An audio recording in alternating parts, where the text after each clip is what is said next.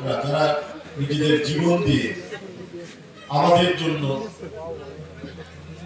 একটি মুক্ত বাতাস দিয়ে গেছেন, শ্বাস নেওয়ার একটি পরিসর তৈরি করেছেন, সেই সমস্ত শহীদদের প্রতি জানাই আমার গভীর শ্রদ্ধা এবং তাদের আত্মা মাগফিরাত কামনা করছি।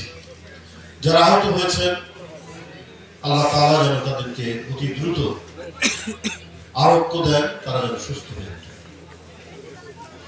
আপনারা এখানে অনেকেই আলোচনা করেছেন, স্থানীয় মানুষ যারা বিএনপির সাথে যুক্ত, আপনারা বিএনপির সাথে যুক্ত নন। একটি পরিবারের সন্তান আফরোজা খানম রীতা মানুষের দুঃখে শোকে যেভাবে তাদের পাশে দাঁড়ায়, এটা তো শুধু মানিকগঞ্জ জেলার মানুষরাই নয়, এটা আমরা যারা ঢাকায় থাকি অথবা আমাদের দলের অনেকে, তার যে সহযোগিতার হাত এত প্রসারিত, এত লম্বা, এটা আমি যদি বলি বেশি বলা ও বিষয়ে বলতে চাই। আমি শুধু একটু কথা বলবো, সেটা কেউ বড় কথা বলে বিবেচনা করবেন না, এটা যথাযথ।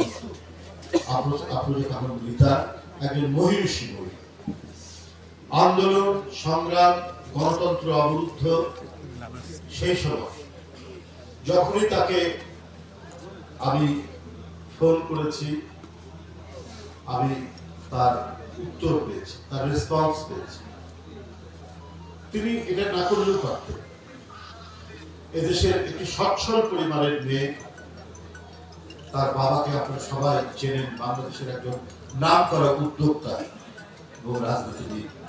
এখানে অনেকেই বলেছেন দুইজন মুরব্বী ছিলেন এই অঞ্চলে, খন্দকার দেলোয়ার হোসেন আমার অভিভাবকের মতো ছিলেন, এবং জাতীয় রাজনীতিতে তার যে অবদান এবং তার যে বিচক্ষণতা, তার যে মানুষ চেনার ক্ষমতা, আমি এইটা তার কাছ থেকে পেয়েছি। আরেকজন হচ্ছে হারুন রশিদ খান মুন্নু।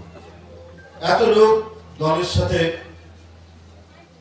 বিশ্বাসঘাতকতা করেছে, এত লোক দেশনেত্রী বেগম খালেদা জিয়া এবং দেশনায়ক তারেক রহমানের সাথে নানাভাবে এক আদালতে আমরা দেখেছি। তার দলের ভেতরে থেকেও দলের নেতা নেত্রীদের বিরোধিতা করছে, চলে যাওয়ার চিন্তা ভাবনা করছে।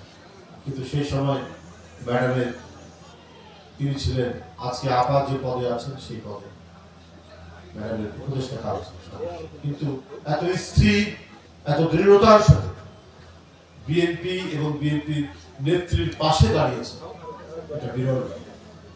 কারণ ওয়ালির চাপ আছে, মঈনুদ্দিন ফখরুদ্দিনরা বিএনপিকে ধ্বংস করার পরিকল্পনা নিয়েছে, এর মুখেও তাকে বিচলিত করতে পারে। এরপরে তো 17 বছর আওয়ামী লীগের কাল গেছে, তাদের উপরে যে কত জুলুম হয়েছে, তাদের ফ্যাক্টরি বন্ধ করে দেওয়া থেকে শুরু করে নানাভাবে এই শিল্প জগতে তার যে সুনাম, সেটিকে ম্লান করার জন্য এ হলো কোনো প্রচেষ্টা নাই যে আওয়ামী সরকার, হাসিনা সরকার করে। এর মাঝেও তারা ধরে রেখেছিলেন নিজস্ব দলের প্রতি পতাকা এবং দেশের পতাকাটা বটেই, কারণ গণতন্ত্রকামী মানুষরা দেশ রক্ষার জন্য সংগ্রাম করেছে 17 বছর। সুতরাং এই মালিকগণ কিন্তু তাদের নিজের জেলা, সেখানে যারা আহত হয়েছেন, যাদের রক্ত ঝরেছে, যাদের জীবন গেছে, তাদের পাশে দাঁড়াবেন আফরোজা খান রীতা, এটাই স্বাভাবিক, এটাই স্বাভাবিক।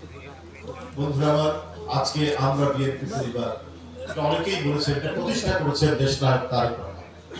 শুধুমাত্র যারা আহত নিহত হয়েছে, যেসব পরিবার বিপন্ন হয়েছে, সেটি দলের পক্ষ থেকে দাঁড়ানো, সেটি চেয়ারম্যান সাহেবের শুভেচ্ছা নিয়ে তাদের কাছে আসা, যতটুকু সম্ভব সহযোগিতা করা, কারণ আমরা রাষ্ট্র ক্ষমতায় নাই। প্রায় 2000-এর মতো ছাত্র জনতাকে হত্যা করেছে সেখানে রিক্সাওয়ালা আছে, সেখানে সাধারণ মানুষ আছে, সেখানে প্রাইমারি স্কুলের ছাত্র আছে, সেখানে হাই স্কুলের ছাত্র আছে, সেখানে কলেজ বিশ্ববিদ্যালয়ের ছাত্র আছে। আপনারা দেখেছেন গণতন্ত্রের জন্য কি অকুত ভয় আত্মদান আবু সাইদের। বেগম রোকেয়া বিশ্ববিদ্যালয়ের একজন ছাত্র, ইংরেজিতে অনার্স, কয়েকদিন পরে তার পরীক্ষা, পুলিশের গুলি চলছে, তারপরেও তাকে বলেছে তুই মাথা নীতি করে, সে মাথা নীতি করে।